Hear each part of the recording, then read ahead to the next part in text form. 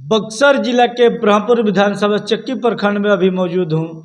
यहाँ पर जीविका अधिकार केंद्र जो कि चक्की प्रखंड में खुला हुआ है। अभी मैम से बात करेंगे कि यहाँ पर जीविका अधिकार केंद्र क्या होता है और क्या इसमें क्या कार्य है। धन्यवाद आपका जो आप मेरे ऑफिस में हैं और तमाम जनता लोग को भी मेरा नमस्कार है। मैं नेहा कुमारी डाक कोऑर्डिनेटर दीदी अधिकार केंद्र से हूँ और जीविका दीदी अधिकार केंद्र से हूँ।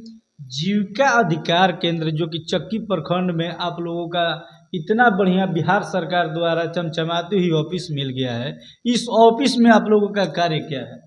इस ऑफिस में ये कार्य ना, जैसे जो महिलाएं प्रताड़ित हो रही हैं, जिनको उनके हक के बारे में नहीं जानकारी है, उनको राइट्स उनके नहीं पता है कि हमको कि प्रताड़ित होने के बाद हमको क्या स्टेप लेना चाहिए, उन लोगों की समस्या कहाँ पर जाना सुननी चाहिए, उन लोगों के लिए हम लोग बैठे हैं। मान लीजिए थाना कचहरी का नाम सुनते ही वो लोग डर जाती हैं कि समाज क्या कहेगा, सोसाइटी क्या कहेगा, घर परिवार क्या कहेगा, रिलेशन वाले क्या बोलेंगे। और दूसरी बात होती है गरीब, जो इनके पास पैसा नहीं होता है, वो कदम उठाना चाहती है लेकिन पैसा के अभाव के कारण वो लोग कदम नहीं उठाती हैं कि हम पैसा लग जाएगा, हम कहाँ से लाएंगे, थाना कचहरी करेंगे। तो वैसी दीदी लोग के लिए हम लोग जीविका दीदी अधिकार केंद्र खुला है। तो ये जीविका अधिकार केंद्र खुला है, तो जैसे कि पति पत्नी घरेलू हिंसा हुआ तो कैसा कैसा मामला यहाँ पर आप लोगों के यहाँ आएगा तो अपने आप से समाधान करेगी? देखिए, पति पत्नी का ही नहीं होता है, घरेलू हिंसा में हर एक हिंसा होता है जो घरेलू, जैसे मान लीजिए सास बहू के अंदर होता है, बहू सास के अंदर होता है, ननद सास के अंदर होता है, या इसमें घरेलू हिंसा में और मान लीजिए एक दहेज प्रथा भी आती है, दहेज प्रथा में भी होता है। मारपीट ही वायलेंस नहीं होता है, एक हिंसा नहीं होता है, तानाशाही भी एक हिंसा होता है, गाली ग्लौज भी करना एक हिंसा होता है। तो उन लोगों को अपने राइट्स पता होना चाहिए ना कि मेरे साथ क्या हो रहा है, क्यों हो रहा है, हम क्या कर सकते हैं। तो सारी दीदियों को जानकारी हम लोग दे सके, उन लोग को सारी सुविधाएं का बता सके कि हाँ आपके पास ये सुविधाएं हैं। तो इसलिए हम लोग को यहाँ बैठाया गया है जीविका दीदी अधिकार केंद्र में। अभी तक आपके यहाँ कितना केसेज आए हैं? देखिए, 1 महीना के अंदर हमारे पास 5 केसेस आए हैं जिसपे हम वर्क किए हैं। वर्क कर दिए हैं? हाँ, वर्क अपने ऑफिस से समाधान किए हैं? हाँ, अपने ऑफिस से भी समाधान किए हैं। जो नहीं समाधान हो पाया है उसके लिए हम लोग महिला थाना भी गए हैं। तो हमारा मतलब कांटेक्ट करना भी है कि हाँ हर एक विभाग से कि अगर हमसे नहीं वो सुलझ पा रहा है तो हम लोग वहाँ हेल्प लेकर और उन लोग का समाधान, समस्या का समाधान कर सकें। यानी थाने का भी जरूरत मदद लेना पड़ता है? हाँ हाँ, अगर हमसे नहीं हो पा रहा है और वो औरत अगर चाहती है कि आगे हम स्टेप वो लेना चाहती है तो हम उनके साथ आगे तक जा सकते हैं उनको इंसाफ दिलाने के लिए। पति पत्नी के बीच अगर लड़ाई कुछ किसी कारणवश हो जाता है, तो जैसे कि आप महिला है तो ऐसे तो नहीं है कि जैसे कि महिला पत्नी गलती की है, आपके यहाँ पुरुष कोई आता है, पति आता है, तो महिला जिस महिला गलती की है तो महिला के साथ आप नहीं दे सकती है कि पुरुष को भी? नहीं, हमको देखिए, हमको एक पक्ष की बात सुननी ही नहीं है, हमको दोनों पक्ष की बात सुननी है। ठीक, काउंसलिंग करना है दोनों के साथ हम लोग को बैठाकर, क्योंकि हम लोग को घर नहीं तोड़ना है, हम लोग एक पक्ष का बात सुनकर निर्णय नहीं लेना है। दोनों की बात हम शांतिपूर्वक सुनना चाहता है। उसके बाद दोनों को आमने सामने बैठकर काउंसलिंग कराया जाता है। फिर अगर सुलह कराते हैं, अगर मान जाते हैं दोनों तो ठीक रहता है। अगर औरत चाहती है कि नहीं हम स्टेप आगे लें तो वो ले सकते हैं। यहाँ पर देखिए भेदभाव नहीं होता है कि पुरुष है तो पुरुष का नहीं लेना, औरत ही सही होगी, क्योंकि अधिकतर केस भी ऐसा भी केस आता है जिसमें औरत ही गलत रहती है, पुरुष सही रहता है। तो हम लोग को एक पक्ष का बात कभी नहीं सुनते हैं। ये जीविका अधिकार केंद्र कहाँ कहाँ खुला, पूरे बिहार में कि यहाँ पर केवल चक्की प्रखंड में? नहीं, 174 प्रखंड में खुला है जीविका अधिकार केंद्र, और इसमें काम भी चल रहा है अच्छे से। रोहतास जिला में भी काम चल रहा है, बक्सर जिला में भी काम चल रहा है।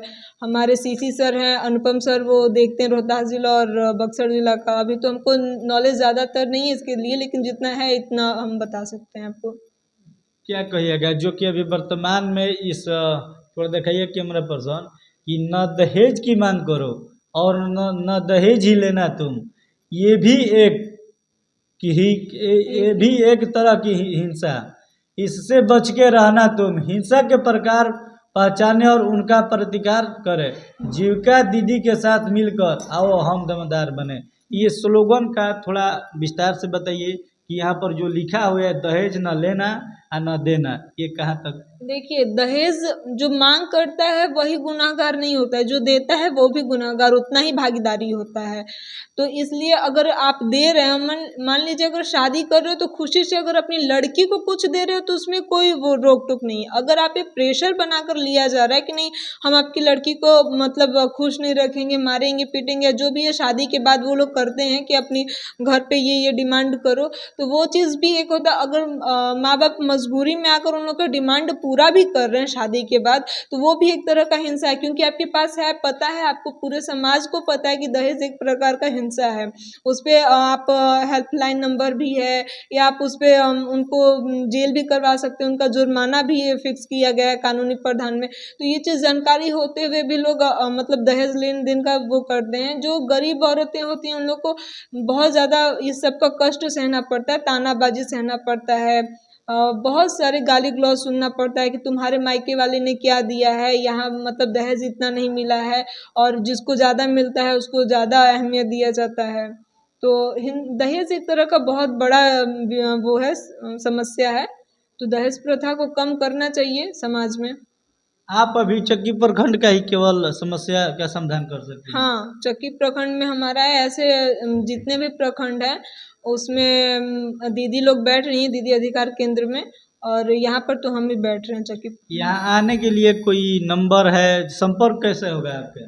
देखिए, नंबर तो अभी अवेलेबल नहीं किया गया है, लेकिन संपर्क है कि सारे समूह दीदी जो भी समूह बैठक होता है या बीओ से बैठक होता है, वहाँ पर सीएम दीदी होती हैं, सक्षमा दीदी लोग होती हैं, उनसे कांटेक्ट करके आती हैं, क्योंकि हम लोग अभी प्रचार प्रसार कर रहे हैं। तो प्रचार में समूह में जाते हैं, बैठक कराते हैं, वहाँ जानकारी देते हैं, 10 दीदी लोग को बीओ में जाते हैं, वहाँ जानकारी देते हैं। उसमें ये होता है कि समूह में एक अधिकार दीदी इसलिए चुना जाता है क्योंकि वहाँ पर उस एरिया में जितने भी अगर प्रताड़ित महिला हो रही हैं तो वो कम से कम सीएम दीदी को सूचना दे, सीएम दीदी सक्षमा दीदी को, सक्षमा दीदी अगर हैंडल कर रही हैं तो ठीक है, नहीं तो वो सक्षमा दीदी हमारे पास लाती हैं केस। चलिए, जिस तरीका से नेहा यादव अभी बताई, जो कि चक्की प्रखंड के डाक कोऑर्डिनेटर है, जीविका अधिकार केंद्र यहाँ पर खुला है। जो भी प्रखंड में समस्या है, पुरुष हो या महिला हो, मतलब घरेलू हिंसा, जो भी प्रकार का दिक्कत है, तो डायरेक्ट प्रखंड में आइए और नेहा यादव से मिलिए, जो भी समस्या है आवेदन दीजिए, ये अपने स्तर से समाधान करेगी। अगर नहीं होगा तो फिर आगे स्टेप ये अपने स्तर से लेगी। बाकी आप लोग इस वीडियो को देखकर एक बार कमेंट करके अपना राय दीजिएगा, ये वीडियो कैसा लगा। जय हिंद, जय भारत, जय संविधान।